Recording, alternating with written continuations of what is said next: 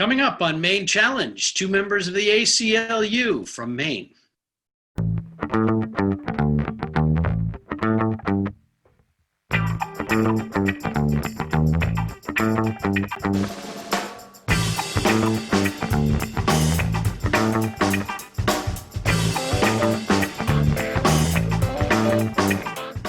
Hello and welcome to Maine Challenge, a production of Lincoln County TV and Lincoln County Indivisible. Today our guests are from the ACLU of Maine. We have Executive Director Alison Beyea, and we have the legal counsel, Zach Heiden. He's the courtroom guy, I guess. Welcome both of you. Alison, give us a little bit of history of the organization and Maine. Yeah, well, love to talk about the ACLU. It's a very part of who I am and who Zach is, so we love to talk about that.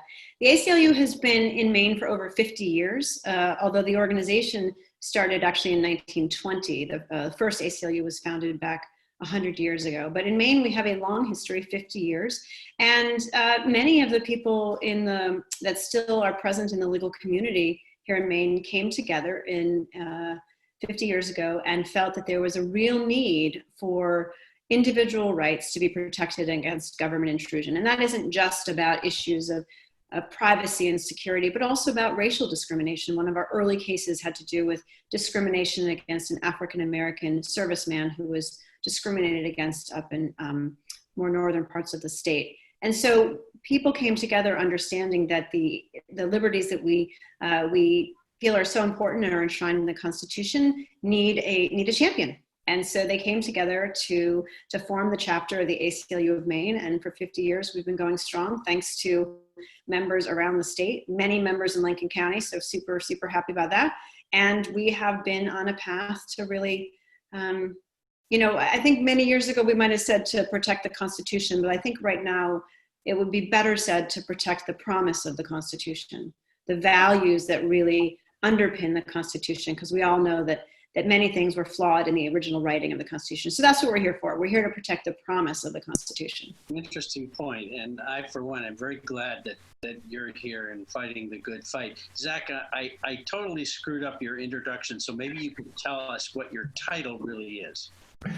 Hi, my name is Zach Heiden. I'm Chief Counsel at the ACLU of Maine. And the part you got right is that I spent a lot of time in court talking about the issues that we care about and our members care about to judges, trying to convince courts, both the state courts here in Maine as well as the federal courts, to take steps to enforce the law in ways that are going to, as Alison said, make the promise of the Constitution a reality in people's lives. I also do some policy work with the Maine legislature, which is how, Chuck, we got to know each other first back when you were serving in the legislature 12 years ago, I think probably is when we met.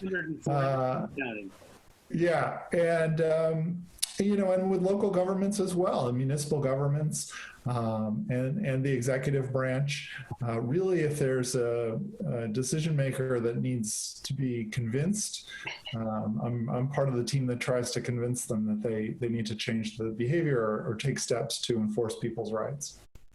And you do good work, and Thank you. A number of times in my lifetime I have said quietly, I think, that I'm very thankful that you folks are there. And I'm sure there are a few times where people say, curse you, but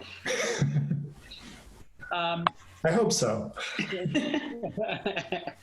Isn't that so? Can the ACLU of Maine be proactive on issues, or is it always, I'll see you in court? That's a great question. And I think, I don't know, Zach, if you would agree, but I think, one of the core functions of the ACLU is to react to whatever crisis is at hand. And so I think you've seen the ACLU, particularly in the last 4 years, be able to immediately react to challenges to people's rights all over the country. But that doesn't happen without planning and foresight and thinking and actually more proactive work. So a lot of what we're doing is actually assessing and evaluating what's happening in the legislature, Chuck, what a committee might be thinking about, or what happened last session. We'll be working with our allies to say, what is an injustice in your community that you feel like is really critical to bringing about the kind of community you want to see. So it is a mix. So we are certainly here as sort of a first responder in a crisis, but it comes because we have a lot of planning. And I know that that's true, Zach, for you as well in the litigation in your docket. Isn't that right? Yeah, that's absolutely right. I mean, voting, just to take one example, we've spent a lot of the last 6 months thinking about this election that we're going to have in November, and what are the things that can go wrong? What are problems that could come up that would make it harder for people to register to vote or to vote, to exercise their right to vote?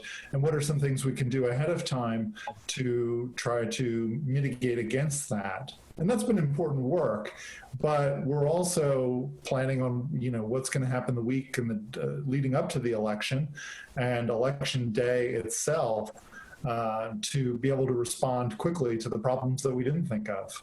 It's always, we always have to save space in our brains and in our work plans for those things that we just did not anticipate, because they always come up. And this year, how can you even predict? I mean, there are so many variables and so many issues and problems, and I don't know if there's a place for your work in the post office crisis that's being thrown upon us. But I know a lot of people who are concerned about more than just the election, and it's their lives and how they live their lives. And it's hard to imagine how this is all going to play out, but I guess we'll do the best we can. Do you feel like the voters are well enough informed, Alison? Well, that's a great question, and that's probably a hard question to answer. I think Maine has some of the highest voting rates in the country. We should be really proud of that. Although it's still far lower than we would like to see. We would hope to have 100% voting in every country. It's just that hasn't been the way democracy has gone about. So I think Maine can be proud of how its voters interact and are educated. But I think there is a lot more room for us to improve. I think a lot of us have thought that there have been, the ACLU doesn't work a lot in the sphere of education, although there's increasing conversations about that because, whether we're talking about not knowing our history around Indigenous peoples or not knowing our history with relation to slavery, that also is just generally civic education about what does it mean to be an active participant in your democracy. And so a lot of what the ACLU does, when people think of us as lawyers, which we are, but we're also advocates and do public education. And so a lot of what we try to do is put out information to make sure voters are better educated. And of course, Zach has, although Zach is, he's not as old as me, but he's not a young folk anymore, but he has mastered the art of social media. So he uses social media quite well, as has the rest of the office. I myself am just, I'm just going to call it a day on social media and make sure that the team of the ACLU, but we do a lot through social media. We do a lot through written documents. We do a lot through presentations to groups to try to make sure that people do know. But I think we all could agree that sort of civic engagement and civic discourse has been threatened in this country over years of defunding of education, and we should all be playing a part to change that. Yeah, I like the way you answer that question, Alison. That they think about the way you asked, Chuck, is, do voters have the information? Are they informed? One way of answering that is to think of leading up to the election, do people have that sort of specific information about how do I request my absentee ballot? Which, by the way, you can go onto the Maine Secretary of State's website and do that, request your absentee ballot, and you should. Or where do I vote? You call your town clerk and they'll tell you where exactly your polling place is. Those sort of specific hard information. But the really important part of your question, which is I think what Alison was getting at, was do voters understand the role that they play in a democracy? And that doesn't start that's not September before the election or October before the election. That has to start in elementary school. That has to start in preschool, that we're training people to participate in our democracy and to be informed. And that's not work that I can, do a lawsuit that's going to fix that. That's something that's all of our responsibilities as a community to make sure that people have the information to participate in democracy, because that's something everybody does, not just lawyers and judges and politicians. You'll recall that in the past few legislatures, we've had several bills that had to do with voter fraud and stopping voter fraud. And all the research, all the information we could gather said, well, there's really not very much voter fraud, but then there's a whole lot of voter suppression, maybe not in Maine, I don't know, but there's certainly around the country, voter suppression is a very serious problem. And I would think that would be in your lane in terms of fighting back, Zach. Yeah, absolutely. And you were in the legislature back in 2010, 11, 12, when there were proposals brought forth for Maine to start having a voter ID law. And it took a lot of work by a lot of people around the state, a really bipartisan, nonpartisan effort to make sure people understood that these are laws don't protect voting. They don't solve any problem. What they do is they cause problems for people. They make it harder for people who have a right to vote to exercise that right to vote with no real benefit. But that's not, that's not a thing that happens on its own. It took a lot of work with a lot of people of making that case and showing the data. What you just said, that voter fraud is a myth that people trot out to try to make laws that are actually suppressive of people's right to vote. Alison, does the ACLU have a role to play in the pre-election, the run-up to make sure that it is possible for older folks to vote and for people in various districts? All of a sudden polls just closed, the polling places aren't open anymore, and you don't even have the information you need to go where you need to go. Is that something the ACLU can address?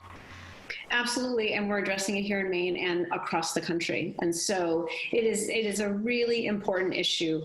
And you mentioned, we wouldn't typically think of voter suppression happening in Maine, but it happens in many ways, both subtle and not so subtle. And so we have been working since, we're part of a voting rights coalition that always works together. I'm very proud of that coalition and the work that we do together. But we've been working as a group since this, early parts of the summer to be thinking about all of these potential challenges. What does it mean if someone wants to close, if they want to consolidate into one polling place, and does it discriminate against certain communities, or even something as simple as postage? We think of, if you want to take an absentee ballot and mail it back, we assume, we'll just mail it in. Not every family in Maine, and particularly with COVID, the amount of economic stress that families are under, it could be that one barrier, that one step that is just, I can't get to the post office to get a stamp. So these are the kinds of things that we see.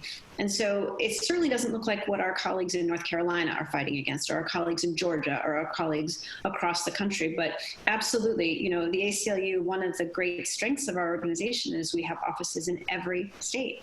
So there are people on the ground and ACLU members on the ground working hard, and have been working hard for many months, some places for years, to make sure that every person can vote and that every vote counts, which is really what we should all want in our democracy. And that should not be a partisan issue.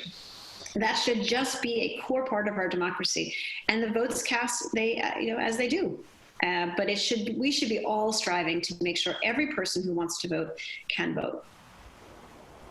That's a very basic tenet of our democracy, which I think a lot of people sometimes forget. My granddaughter, who's only 15, is very concerned because a friend of hers who lives out of state has been told that there will be, again, this isn't in Maine, but has been told that there will be armed poll watchers, which sounds to me like pure intimidation. Because I just can't imagine what the threat would be that the police or whatever can't handle. Have you heard about any of that, especially in Maine?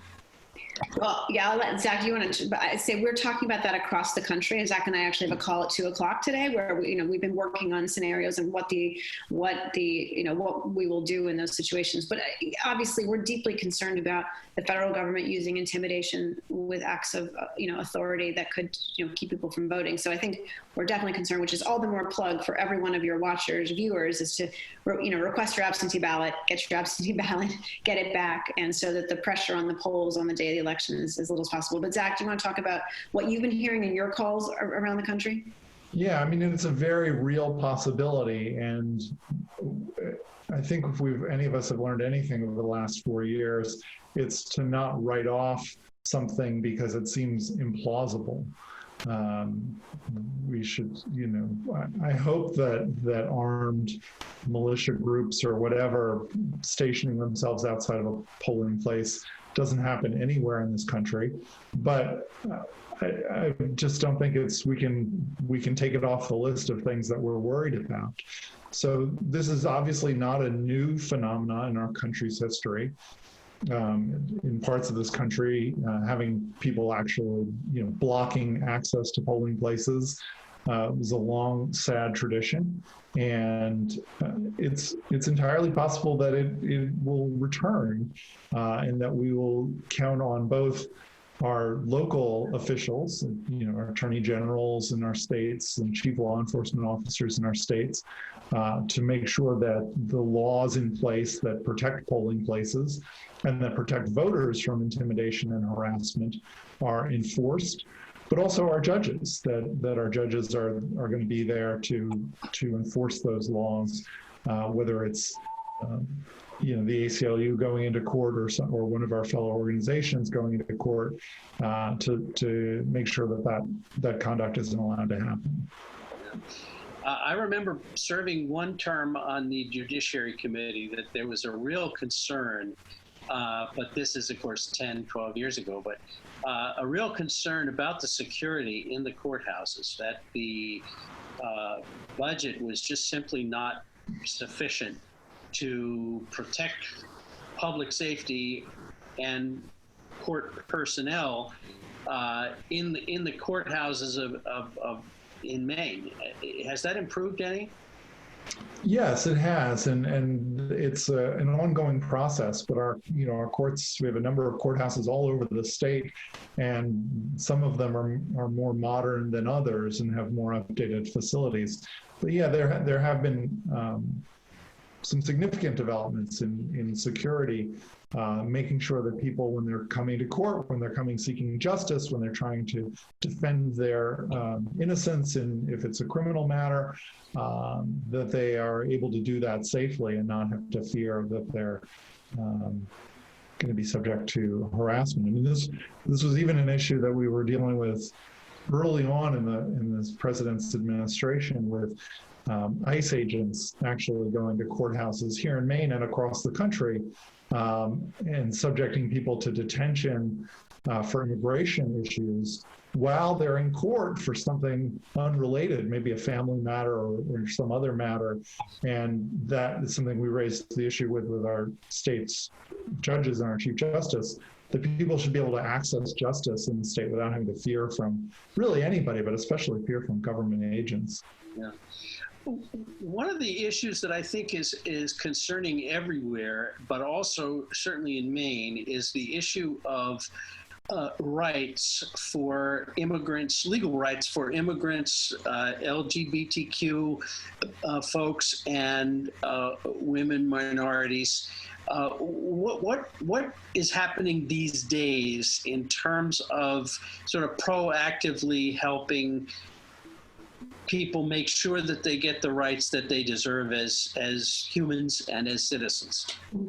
Yeah, that is something that obviously this country has been struggling with since its inception and from before. And so we have not accomplished our promises of those constitutions. So I think all of the groups you're mentioning are still struggling, whether it's discrimination. I mean, the COVID crisis has shown, if there was any doubt before that we have a challenge of certain people are treated differently in this country than others, COVID has made it clear that that is, it is absolutely true. So we are seeing disparities in healthcare, in education, in access to services, just in everything. And Maine has one of the worst disparity rate in the COVID infections of people of color being at much higher risk than white people here in Maine. So we are seeing, if racism has never, it was always here, it is still here, and it is something that all of us have to address and be committed to taking measures to stamp it out. So we're doing a lot of work with a lot of wonderful organizations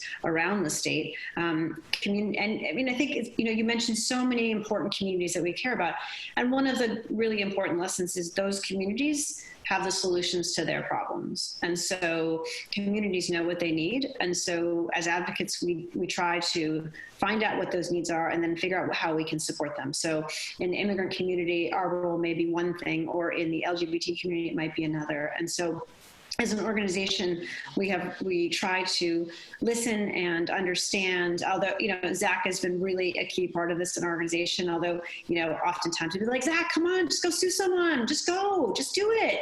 Zach's like, no, we got to figure out what really the community needs.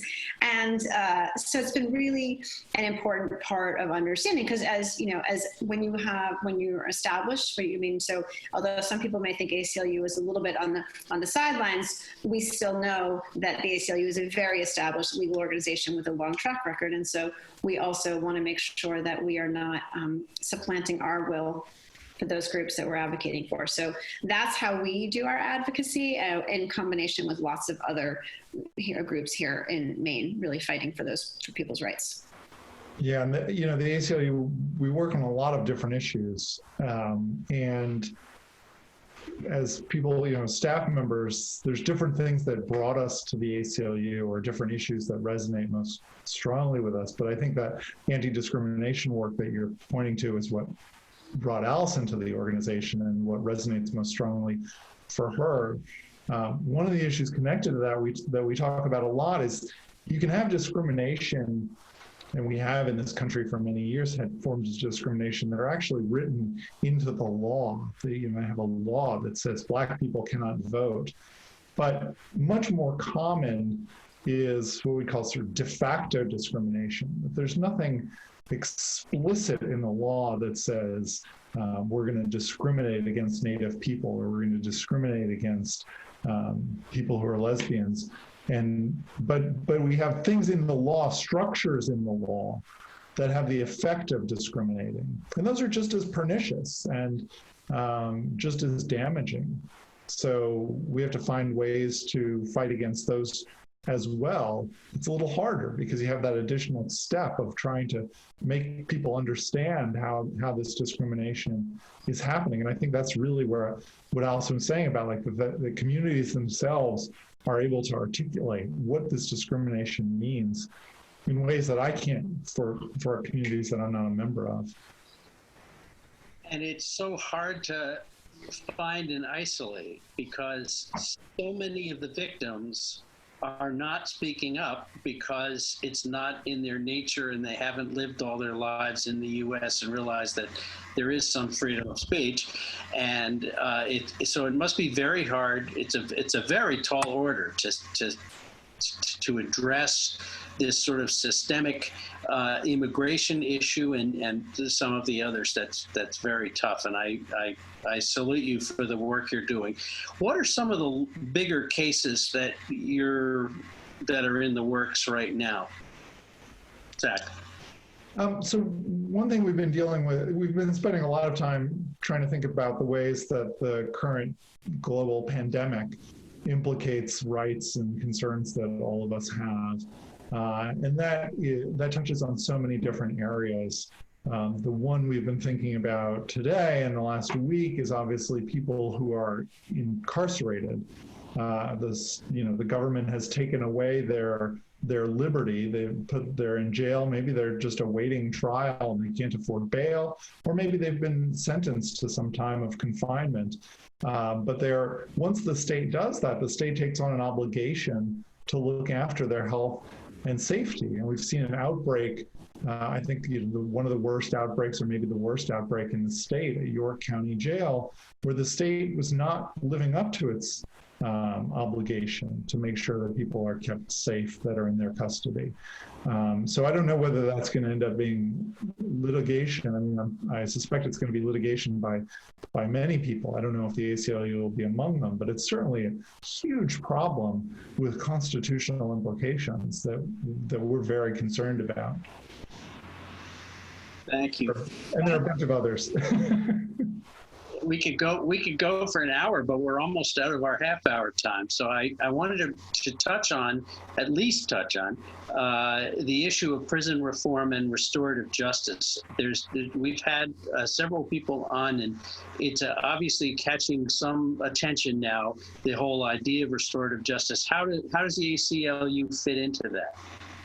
So that is an issue that's obviously very close to the ACLU's heart, Zach, and I like to talk about how the Constitution and the Bill of Rights, actually, the framers were deeply concerned about the criminal legal system. Half of the Bill of Rights relate to actually how the government can treat you if you're accused of a crime. So we've always, as an organization, cared about it. But the reason that we have so focused on it in Maine, and other affiliates are doing that as well, is because of the unbelievably direct connection between white supremacy, racism, and our criminal legal system. And so many of your viewers will probably have read the new Jim Crow, a book by Michelle Alexander, a former ACLU attorney, that talks about how, that slavery and white supremacy just continues to find a new way of oppressing, particularly Black people, but also brown people and other communities of color, indigenous folks. But that the criminal legal system has, in essence, become, since the 1970s, a way of disenfranchising people of color from our communities, whether it means they take their actual lives and liberty or it takes their right to vote. And so it is an incredibly important issue for us here in Maine. And I would say that, just to a question from before, I think it's really important for us to remember in Maine, and we hear this a lot, racism isn't such a big problem in Maine. We're the whitest state in the country, and so it can't be a problem here. I've heard that from colleagues, from other lawyers. It's just, and I think it is critical that people understand racism is absolutely a problem in Maine, and it is not just an issue of racism towards people who come from other countries, immigrants. It has been happening to Black people who were born in Maine, who have been here generations. And so it is in the water. It is in how we are raised. It is impossible to grow up in America without having a racial hierarchy imposed on us. So here in Maine, we have just as much an obligation to work on, being anti-racist. And so we see that as prison reform, what you're talking about, as criminal legal reform. So everything we do, many of Zach's cases and his colleague Emma Bond, their cases relate to trying to keep people out of jail and prison who, don't need to be there, never needed to be there, and whether they're there has much more to do with the size of their checkbook or the color of their skin. So we do a lot of advocacy in the court and legislature. If you were still in the legislature, you would be sick of us in their committees talking about this over and over again, and trying to explain to people that the system we have, this sort of public safety system, is really just a fabrication. It's been built up on this idea that we have to put people in jail. But thank you both very much for joining us today. Alison Beyea and Zach Heiden from the ACLU Maine. Thanks for being part of the Maine Challenge. Thanks for having us.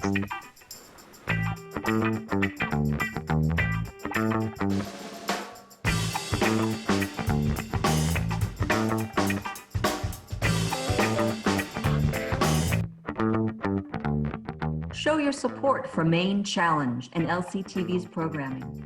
We're all about community. Please go to lctv.org to make a contribution. Your support makes us stronger together.